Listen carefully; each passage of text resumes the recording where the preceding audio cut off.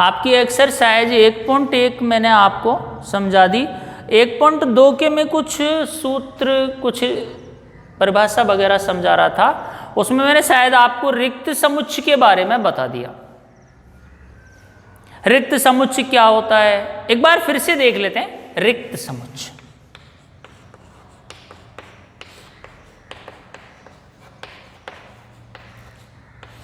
रिक्त समुच्चय को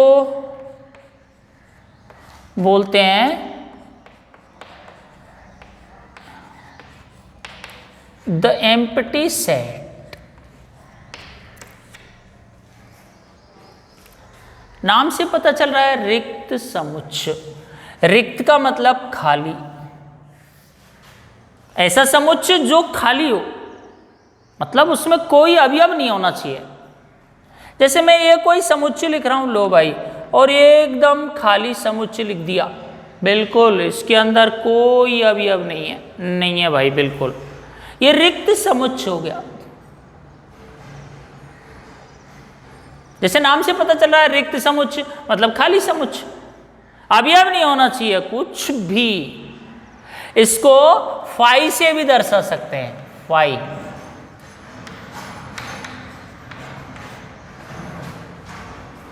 फाई से भी दर्शा सकते हैं, ऐसे बनाओगे ये फाई, ये चिन्ह है रिक्त समुच्चय का प्रतीक। ज्यादातर हम फाई का यूज करेंगे, और फाई आते ही आपको समझ जाना है रिक्त समुच्चय।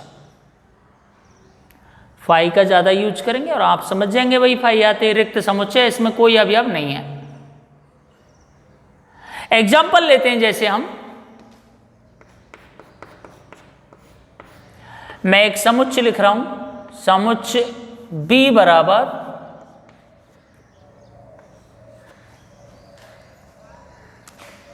x such that x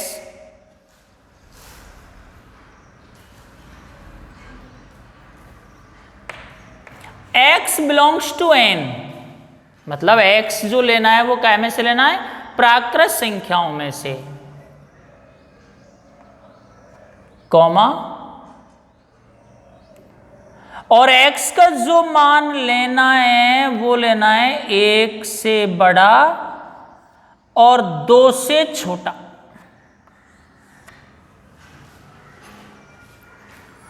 आपको x का कोई ऐसा मान लेना है, प्राकृत संख्याओं में से लेना है, जो 1 से बड़ा और 2 से छोटा हो। भाई प्राकृत संख्या है 1, 2, 3, 4 ये होती हैं, आप सब जानते हैं। अब आपको कौन सा मान लेना है, x का कौन सा मान लेना है, ऐसा मान लेना है जो 1 से बड़ा और 2 से छोटा। इसका मतलब कोई मान नहीं है। प्राकृत संख्याओं क्या होते, तो इसमें बहुत मान है, अनंत मान होते हैं 1 और 2 के बीच में, लेकिन प्राकृत संख्याओं में नहीं है। प्राकृत संख्याओं में 1 के बाद 2 ही आता है, प्राकृत संख्याओं में 1 के बाद 2 आता है। तो लेकिन वो कह भी रहा है कभी x का प्राकृत संख्याओं में से मान लेना है, तो इसका मतलब प्राकृत संख्याओं में 1 और 2 के बीच में कोई मान नहीं है, और कोई मान नहीं है तो b बराबर फाई, ये एक रिक्त समुच्चय हो गया। नेक्स्ट एग्जांपल ले लो, कोई और भी उदाहरण ले लो। समुच्चय C बराबर x such that x square minus 2 बराबर 0, जहां x belongs to n।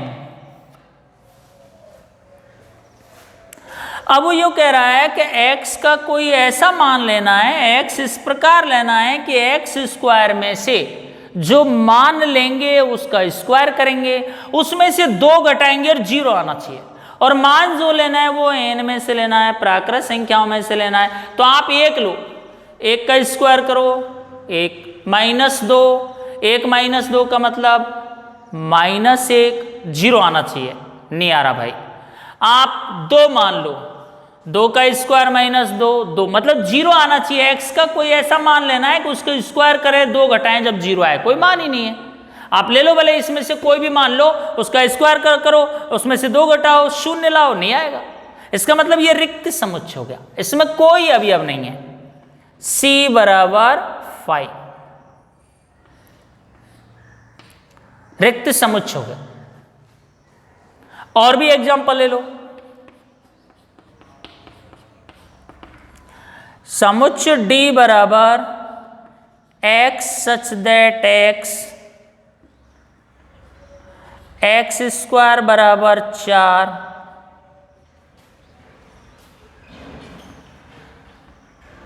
x एक विषम प्राकृत संख्या है।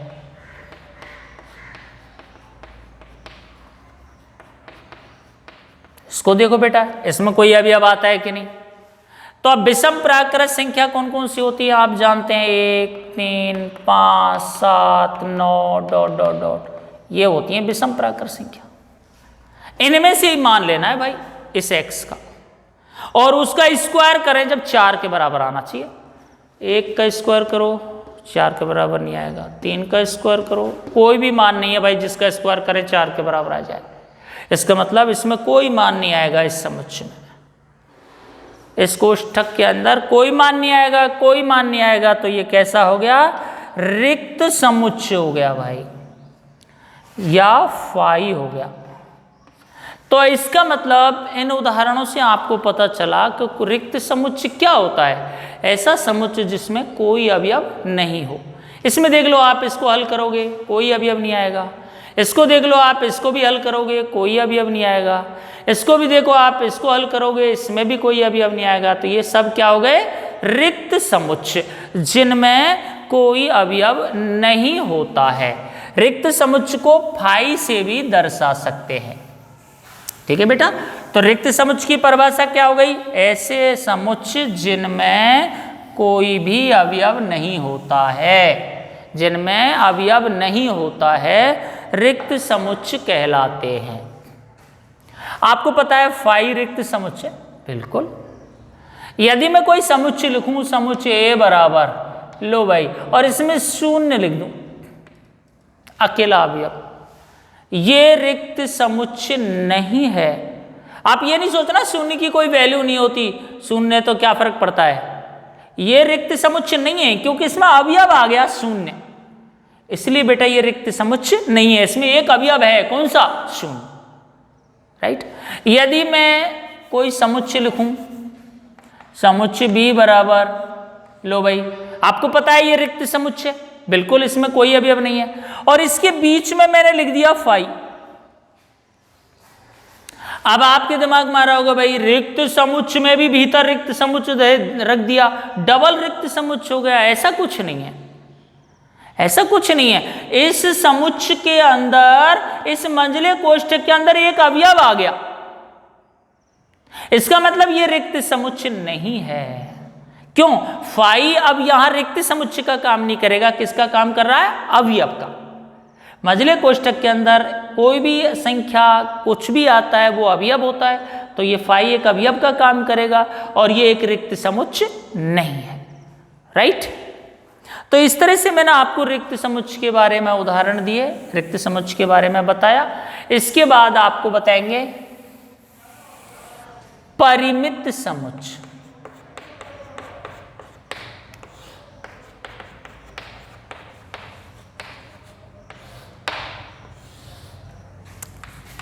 फाइनाइट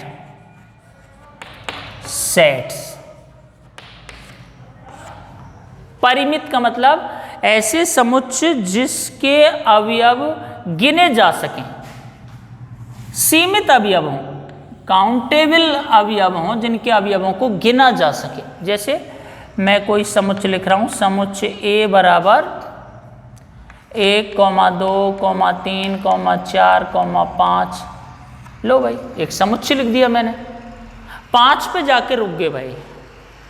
इसके अवयवों को अपन गिन सकते हैं भाई, कितने, 1, 2, 3, 4, 5 अवयव है इसमें। तो ये परिमित समुच्चय हो गया जिसके अवयवों को गिना जा सके, अवयवों को गिन सकें। जैसे कोई दूसरा समुच्चय ले लो, नेक्स्ट एग्जांपल ले लो, समुच्चय B बराबर A, E, I, O, U। ये भी एक परिमित समुच्चय हो गया क्योंकि इसके अवयवों को गिन सकते हैं, 1, 2, 3, 4, 5 अंग्रेजी वर्णमाला के स्वर परिमित समुच्चय हो गया, गिना जा सकता है इसके अवयवों को। परिमित का मतलब जिसके अवयवों को गिन सकें, परिमित समुच्चय हो गया, ठीक है ना। ऐसे समुच्चय जिसके अवयवों को गिन सकते हैं, काउंटेबल अवयव हों, परिमित समुच्चय कहलाता है, राइट। बात करते हैं अपरिमित समुच्चय।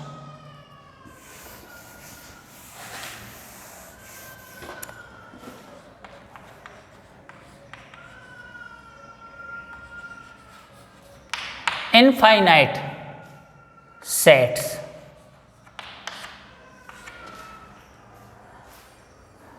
अपरिमित समुच्चय जिनके अवयवों को गिना जा सके, परिमित समुच्चय जिनके अवयवों को नहीं गिना जा सके, अपरिमित समुच्चय। लिख दो, कोई भी समुच्चय लिख दो। n बराबर 1 2 3 4 डॉट डॉट डॉट, अपरिमित समुच्चय हो गया भाई। 4 के बाद 5 6 7 10 20 लाख अनंत तक चलेंगे। कोई अवयव आप इनके गिन नहीं सकते कितने अवयव है, तो अपरिमित समुच्चय हो गया। जैसे दूसरा उदाहरण लें, समुच्चय बराबर x सच दैट x किसी रेखा पर एक बिंदु। लो भाई, ये अपरिमित समुच्चय हो गया। भाई आप x इस प्रकार लेना है कि x का चीज है, किसी रेखा पर एक बिंदु, तो रेखा पर तो अनंत बिंदु होते हैं, गिन ही नहीं सकते। किसी भी रेखा पर अनंत बिंदुओं से मिलकर एक रेखा बनती है, तो इसका मतलब ये कैसा हो गया, अपरिमित समुच्चय। तो अपरिमित समुच्चय होता क्या है बेटा, ऐसे समुच्चय जिनके अवयवों को गिन नहीं सकते, गिना नहीं जा सकता, अनंत समुच्चय, अनंत अवयव होते हैं, अपरिमित समुच्चय कहलाते हैं।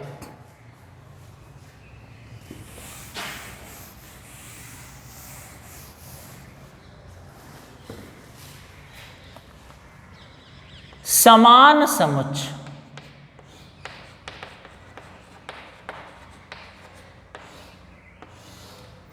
समान समुच्चय इक्वल सेट्स, समान समुच्चय मतलब जो समुच्चय कैसे हों, समान हों। अब समान समुच्चय में क्या होता है, जैसे मैं 2 समुच्चय लिख रहा हूं और आप देखना ये समान समुच्चय है या नहीं। मैंने ए समुच्चय लिखा,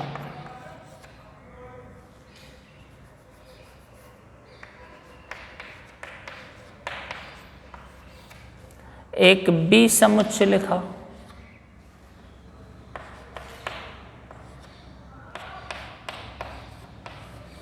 आपसे पूछूं भाई मैं ये समान समुच्चय है कि नहीं, तो समान समुच्चय के लिए क्या करते हैं बेटा, पहले तो देखो इसमें अवयव कितने हैं, 1 2 3 4, 4 अवयव है। समुच्चय में कितने अवयव हैं, 1 2 3 4। बात कर रहे हैं हम समान समुच्चय की।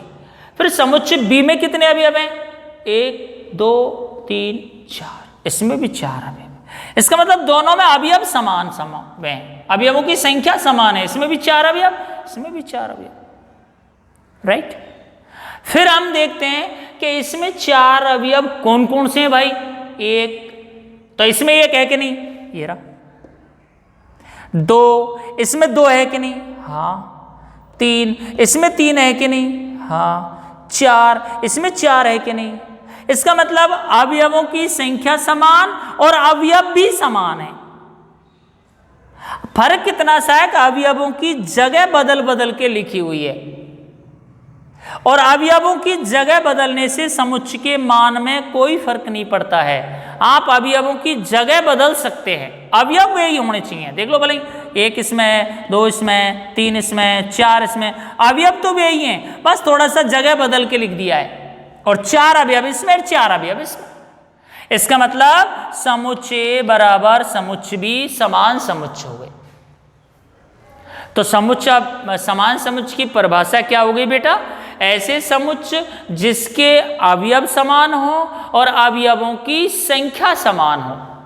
अवयवों की संख्या समान, 4 इसमें, 4 इसमें, अवयव समान, जो अवयव या में है वही अवयव या में है। तो दोनों समान समुच्चय हो गए। समुच्चय के अंदर अवयवों की जगह बदल के लिख सकते हैं, राइट। मैं एक एग्जांपल और ले रहा हूं।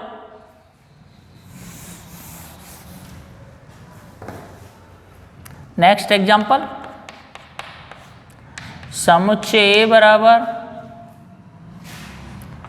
ए B C D E F, समुच्चय बी बराबर A C D A B E F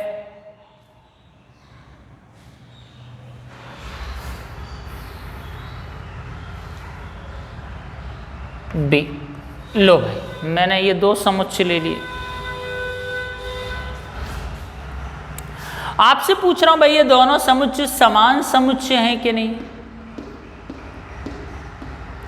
तो पहले तो आप इस समुच्चय बी को गौर से देखेंगे। आपने देखा ए सी, ध्यान से देखना बेटा, ए comma C comma D comma ए, डबल आ गया। और आपको पता होना चाहिए समुच्चय में किसी भी अवयव को डबल नहीं लिखते हैं। एक बार कोई अवयव आ गया उसको दोबारा नहीं लिखना, इसका मतलब ये दोबारा नहीं लिखना। बी ई एफ, फिर से बी आ गया, डबल नहीं लिखना। तो पहले इसको सही लिखेंगे भाई, इसमें भाई पहले इसको सही लिखना पड़ेगा। कोई अवयव डबल आ जाए वो घुमाने के लिए पूछेगा आपसे, बताओ ये दोनों समुच्चय समान समुच्चय हैं कि नहीं। तो आप बी के समुच्चय को देख के तुरंत पता लगाएंगे भाई इसमें अवयव डबल आ रहे हैं, तो पहले इसको डबल अवयव को हटाना है, एक ही बार लिखना है एक अवयव को।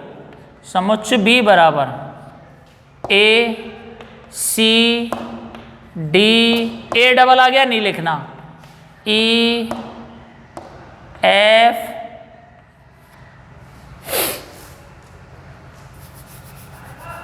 ए C D A B E F. लो भाई, बी डबल आ गया, उसको भी नहीं लिखना है।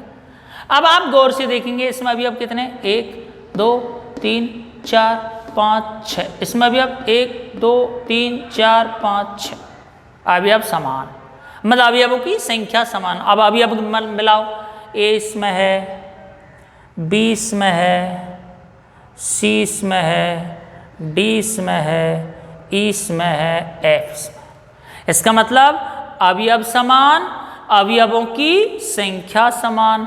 तो समुच्चय ए बराबर समुच्चय बी, ठीक है ना बेटा। तो यदि किसी समुच्चय में अवयव समान हो, अवयवों की संख्या समान हो, तो समान समुच्चय होता है। समुच्चय में कभी भी अवयव को डबल नहीं लिखते, अवयवों की जगह बदल के लिख सकते हैं। इस तरह से कैसे समान समुच्चय हुए। एक एग्जाम्पल चलो और ले लेते हैं समान समुच्चय का, समुच्चय निर्माण रूप में भी ले लेते हैं एक एग्जाम्पल।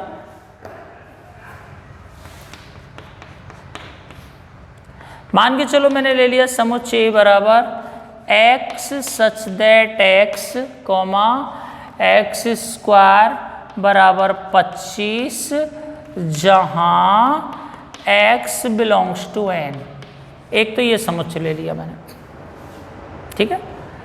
इसके बाद एक समुच्चय ये ले लिया B, x such that x comma x minus 5 बराबर 0 जहां एक्स बिलोंग्स टू एन। लो बेटा, मैंने ये दो समुच्चय ले लिए। ये समुच्चय निर्माण रूप में लिखा हुआ है ना। अब ये दोनों समुच्चय समान है या नहीं, तो पहले इसको भी सूचीबद्ध रूप में लिख लो, इसको भी सूचीबद्ध रूप में लिख लो। तो चलो, a बराबर x इस प्रकार है कि x का वर्ग करें और उसका मान किसके बराबर हो, 25 के बराबर। और x क्या में से लेना है, प्राकृत संख्याओं में से। तो प्राकृत संख्याओं में एक संख्या है 5, जिसका वर्ग करें तो 25 के बराबर होता है, केवल एक संख्या। तो इसका रोस्टर रूप हो गया 5, समुच्चय a बराबर 5, देख लो भले। ऐसे ही समुच्चय b बराबर x का मान प्राकृत संख्याओं में से लेना है और ऐसा लेना है कि उस मान में से 5 को घटाएं तो 0 आएगा, तो 5 में से 5 को घटाएंगे जब ये 0 आएगा। तो x का मान कौन सा ले सकते हैं अपन? 5। तो इसका मतलब ये दोनों समुच्चय कैसे हो गए? समान समुच्चय। समुच्चय A बराबर समुच्चय B। इस तरह से ये आपके समान समुच्चय हुए। अब आप अपनी प्रश्नावली खोल लें। प्रश्नावली 1.2 का पहला क्वेश्चन पढ़ लें बेटा।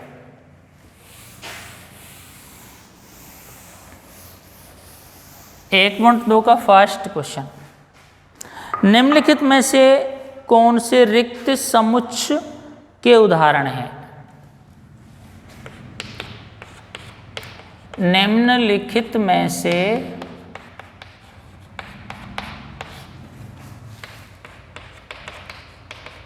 कौन से रिक्त समुच्चय के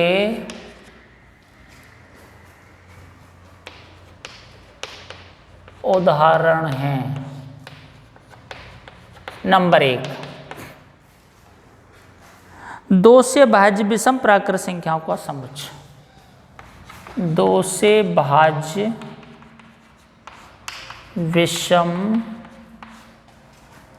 प्राकृत संख्याओं का समुच्चय। नंबर 2,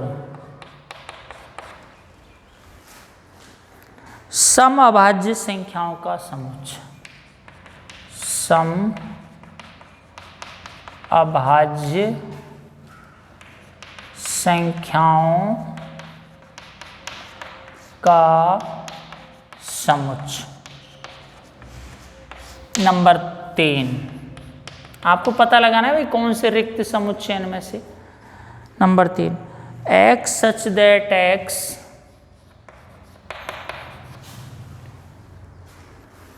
एक प्राकृत संख्या है।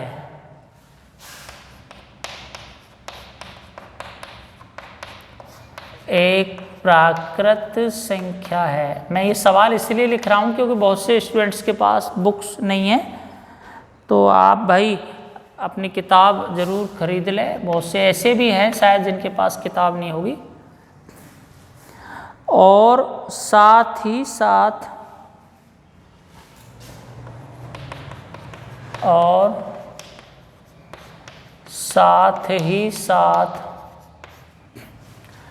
x greater than 7।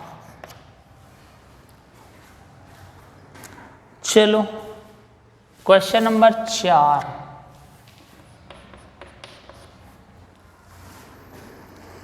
y such that y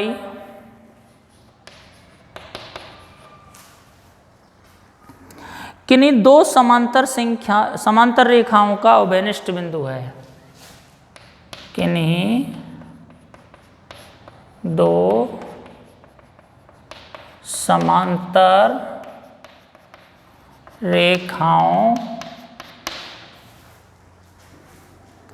का उभयनिष्ठ बिंदु है। का उभयनिष्ठ बिंदु है। लो भाई, ये आपका सवाल हो गया। पहले में 4 क्वेश्चन है, पता लगाना है आपको इनमें से रिक्त समुच्चय कौन कौन से रिक्त समुच्चय के उदाहरण हैं। हल देखो, पहला देखिए आप, 2 से भाज्य विषम प्राकृत संख्या। तो आप सबको पता है कि 2 से भाज्य कोई भी संख्या होती है वो सम प्राकृत संख्या होती है, सम संख्या होती है। और वो क्या कह रहा है? 2 से भाज्य विषम प्राकृत संख्याओं को समझ होती ही नहीं है। 2 से भाज्य तो विषम प्राकृत संख्या। 2 से भाज्य कोई भी संख्या है जिसमें 2 का भाग जाए वो विषम होती ही नहीं है। कैसी होती है? सम। इसका मतलब इसमें कोई अवयव नहीं है, रिक्त समुच्चय हो गया भाई। समझ में आया ना आपके में? वो कह रहा है 2 से भाज्य विषम प्राकृत संख्या को समुच्चय, तो 2 से भाज्य तो कोई विषम प्राकृत संख्या होती ही नहीं है, सम होती है बेटा। तो आप फाई लिख सकते हैं, रिक्त समुच्चय। ठीक है। नंबर 2, समअभाज्य संख्याओं का समुच्चय।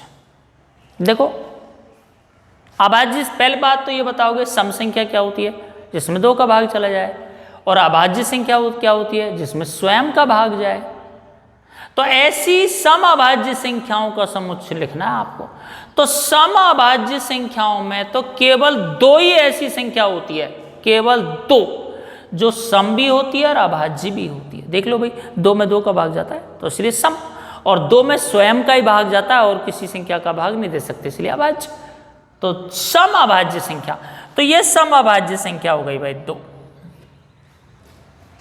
समअभाज्य संख्याओं का समुच्चय तो ये हो गया समअभाज्य संख्याओं का समुच्चय।